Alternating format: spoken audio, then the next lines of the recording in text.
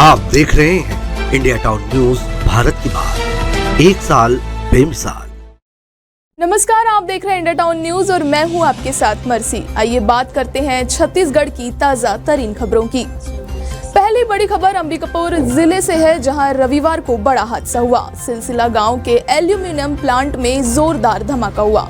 मिली जानकारी के मुताबिक मां कुदरगढ़ी एल्यूमिनियम प्लांट का बॉयलर फट गया। हादसे में 3 मजदूरों की मौत हो गई। बताया जा रहा है कि अभी भी मलबे में कई मजदूर दबे हुए हैं। हादसे के बाद पूरे प्लांट में अफरा तफरी मच गई। फिलहाल घायल लोगों को मलबे से बाहर निकालने का काम किया जा रहा है। बता दें कि गंभीर रूप से घायल 3 मजदूर प्लांट प्रबंधन ने इलाज के लिए अंबिकापुर अस्पताल भेजा गया है। बताया जा रहा है कि प्लांट के बंकर में कोयले की मात्रा ज्यादा हो गई थी। इस वजह से तेज धमाके के साथ बॉयलर फट गया। फिलहाल घायल मजदूरों का इलाज किया जा रहा है। मलबे में दबे मजदूरों को बाहर निकालने की कोशिश की जा रही है। रघुनाथपुर इलाके का ये पूरा मामला बताया जा रहा है। वहीं अगली खबर आपको बता दें कि रायपुर जिले के बीरगांव नगर निगम क्षेत्र में मुनादी की जा रही है कि पशुओं को नुकसान या क्षति पहुंचाने वालों के खिलाफ कार्रवाई की जाएगी। दरअसल आम जनता आजकल पालतू पशु गाय, कुत्ता, बिल्ली को पत्थर से मार रहे हैं, उन्हें क्षति पहुंचा रहे हैं। इसे देखते हुए बीरगांव नगर निगम की ओर से मुनादी की जा रही है। दरअसल पिछले कुछ महीनों से जानवरों के साथ क्रूरता की घटना बढ़ी है। इसे लेकर मुनादी में चेतावनी दी जा रही है कि किसी भी पशु, गाय, कुत्ते को पत्थर से ना मारे। पालतू पशुओं को क्षति पहुंचाने से उनके ऊपर कड़ी कार्रवाई की जांच की जाएगी। ऐसे लोगों के ऊपर 5,000 रुपए का जुर्माना लगाया जाएगा। इससे लोगों को जागरूक करने के साथ चेतावनी भी दी जा रही है। वहीं बीरगांव नगर निगम आयुक्त ब्रजेश सिंह छत्री ने कहा कि प्रदेश में पशु के प्रति क्रूरता बढ़ती ही जा रही है। उन्होंने बताया कि अब पशु सुरक्षा अधिनियम के तहत जानवरों से मारपीट करने वालों के खिलाफ कार्रवाई की जाएगी। गाय, कुत्ते के चोटिल होने की सूचना स्थानीय लोगों से नगर निगम को मिलती है तो हमारी टीम मदद करने के लिए भी पहुंचती है। जानवर में भी जीव होता है। हमारा प्रयास यह है कि उनके साथ क्रूरता की घटनाएं ना हो। वहीं अगली खबर आपको बता दें कि छत्तीसगढ़ के मुख्य सचिव अमिताभ जैन ने रविवार को मंत्रालय महानदी भवन में बस्तर संभाग के कांकेर, दंतेवाड़ा, नारायणपुर, बीजापुर और सुकमा जिले में शासन की महत्वाकांक्षी नियद नेला नार योजना के तहत वहां के निवासियों को मिल रही बुनियादी सुविधाओं की गहन समीक्षा की। जैन ने नक्सल प्रभावित जिले मोहला, मानपुर, चौकी, गरियाबंद, खैरागढ़, छुई खदान, गंडई जिले सहित अन्य नक्सल प्रभावित जिलों में केंद्र और राज्य सरकार की चयनित योजनाओं के अंतर्गत 100% पात्र हितग्राहियों को लाभान्वित करने के निर्देश दिए हैं।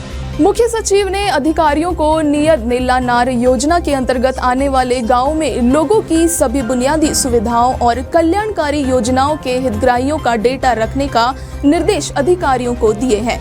उन्होंने कहा कि सुविधा प्रदान करने वाले सभी विभागीय सचिवों के पास कार्य योजना एवं दी जा रही सुविधाओं की सभी जिलों में प्रत्येक घर की अद्यतन जानकारी होना चाहिए। मुख्य सचिव ने खाद्य विभाग के अधिकारियों को योजना क्षेत्र के गांवों में सभी हितग्राहियों को राशन कार्ड पर चावल, गुड़, चीनी, चना इत्यादि सामग्री अनिवार्य रूप से मिले, इसकी निगरानी करने के निर्देश दिए।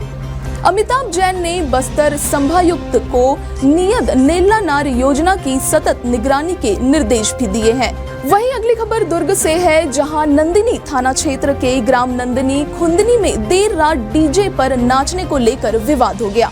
विवाद इतना बढ़ गया कि 3 युवकों की पीट कर हत्या कर दी गई। मृतक में 2 सगे भाई हैं। बताया जा रहा है कि घटना की सूचना मिलते ही मौके पर एसपी जितेंद्र शुक्ला समेत आला अधिकारी पहुंचे। शवों को कब्जे में लेकर पोस्टमार्टम के लिए भेज दिया है।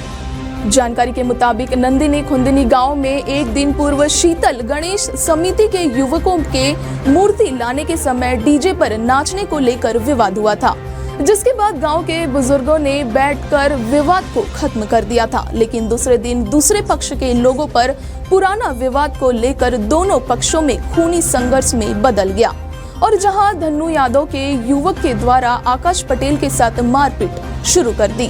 वहीं नंदिनी थाना पुलिस ने बताया कि पुरानी बातों को लेकर दो पक्षों में वाद विवाद हुआ था, जिसे लेकर दोनों पक्षों में खूनी संघर्ष में बदला है। इस घटना के बाद पुलिस मामला दर्ज कर जांच में जुट गई है। वहीं इस हत्या की वारदात को अंजाम देने वाले 10 से अधिक संदिग्धों को हिरासत में लेकर पूछताछ की जा रही है। इस घटना के बाद गांव के लोग इतने आक्रोशित हो गए थे कि उन्होंने देर रात नंदिनी थाने का घेराव कर दिया। उन्होंने पुलिस प्रशासन की विफलता को लेकर आरोप लगाया और जमकर नारेबाजी की। ग्रामीणों ने आरोप लगाया है कि उन्होंने थाना प्रभारी को विवाद की जानकारी दी थी, लेकिन उन्होंने इस पर ध्यान नहीं दिया। पुलिस मौके पर तब पहुंची जब 3 की मौत हो गई। इस घटना के बाद से पूरे गांव में तनाव का माहौल है।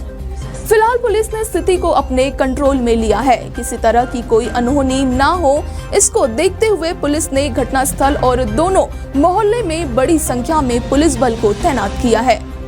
वहीं अगली खबर बलौदा बाजार से है, जहां रविवार को बड़ा हादसा हुआ। यहां आकाशीय बिजली की चपेट में आने से 7 लोगों की मौत हो गई है, तो वहीं 3 लोग बुरी तरह से झुलस गए हैं। घायलों को फिलहाल इलाज के लिए अस्पताल में भर्ती कराया गया है। मिली जानकारी के मुताबिक मोहतरा गांव में कुछ लोग खेत में काम कर रहे थे। काम करके वापस लौटते वक्त तेज बारिश शुरू हो गई। बता दें कि पूरा मामला लटुआ इलाके का है, जहां बारिश के बचने के लिए सभी एक तालाब के किनारे खड़े हो गए। इसी दौरान वहां बिजली गिरी। हादसे में 7 लोगों की मौके पर ही मौत हो गई। इसके बाद आसपास मौजूद लोगों को फौरन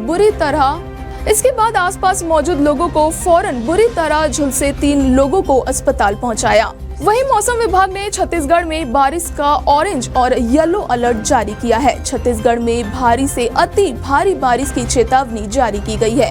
मौसम विभाग ने मुताबिक अगले कुछ दिनों तक प्रदेश के कई इलाकों में झमाझम बारिश हो सकती है।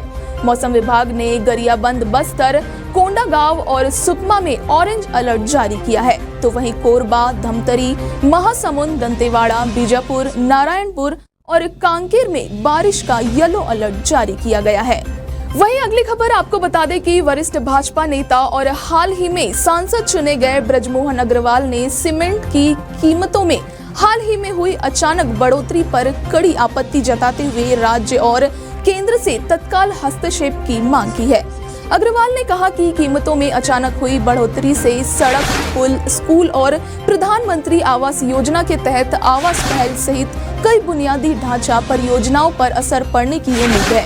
मुख्यमंत्री विष्णुदेव साय, केंद्रीय वित्त और कॉरपोरेट मामलों की मंत्री निर्मला सीतारमण और भारतीय प्रतिस्पर्धा आयोग को संबंधित पत्रों में अग्रवाल ने आरोप लगाया कि छत्तीसगढ़ में सीमेंट कंपनियों ने एक कार्टेल बनाया है और 3 सितंबर से सीमेंट की कीमतों में अचानक 50 रुपए प्रति बोरी की बढ़ोतरी हुई है। कीमत में कटौती की मांग करते हुए अग्रवाल ने कहा कि सीमेंट कंपनियों द्वारा एकाधिकार की ओर बढ़ना एक परेशान करने वाला चलन है, क्योंकि छत्तीसगढ़ में लौह, कोयला और ऊर्जा सहित खनिज संसाधनों से भरपूर राज्य होने के बावजूद स्थानीय सीमेंट की कीमत आसमान छू रही है। सांसद ने कहा कि हाल ही में कीमतों में बढ़ोतरी से एक ही दिन में सीमेंट की कीमत लगभग 260 रुपए से बढ़कर 310 रुपए प्रति बैग हो गई है। उन्होंने कहा कि सरकारी और सार्वजनिक हित परियोजनाओं के लिए सीमेंट की कीमत 210 रुपए से बढ़कर 260 रुपए प्रति बैग हो गई है। छत्तीसगढ़ की ताजा तरीन खबरों में अभी के लिए सिर्फ इतना ही। फिलहाल मुझे दीजिए इजाजत और देखते रहिए इंडिया टाउन न्यूज। नमस्कार। आप देख रहे हैं इंडिया टाउन न्यूज, भारत की बात, 1 साल बेमिसाल।